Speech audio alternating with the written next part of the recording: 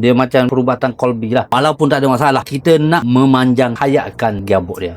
Hari ni kami di Kajang di MG Merc. Sekarang ni kita dekat dia punya waiting room. Waiting room dia memang selesa. Cukup selesa lah. Customer yang datang sini sementara tunggu kereta dia siap repair, dia boleh santai dekat sini. Sebelah saya ni adalah dia punya founder, chairman lah. Nama saya Wan Nur Hamidi, Wan Hussein daripada Kelantan, Pasir Mas. Saya berada dalam bidang otomotif ni lebih kurang dalam 30 tahun. 30 tahun dah.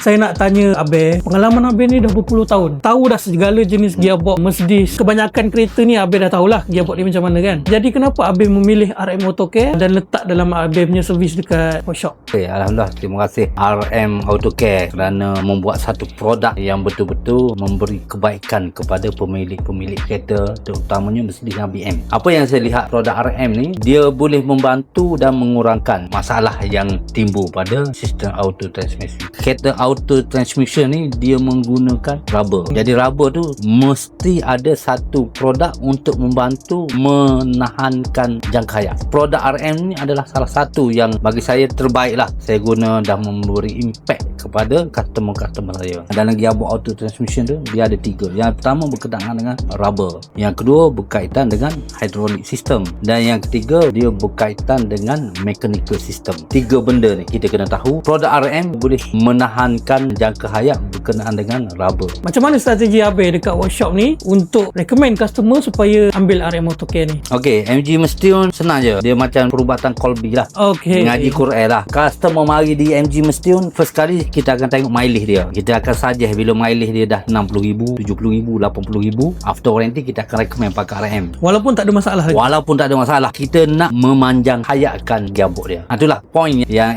MG Mestion terapkan kepada SA dan semua staff-staff MG Mestion untuk memperkenalkan kebaikan produk RM ni untuk gearbox dia orang. Suplemen yang paling mantap.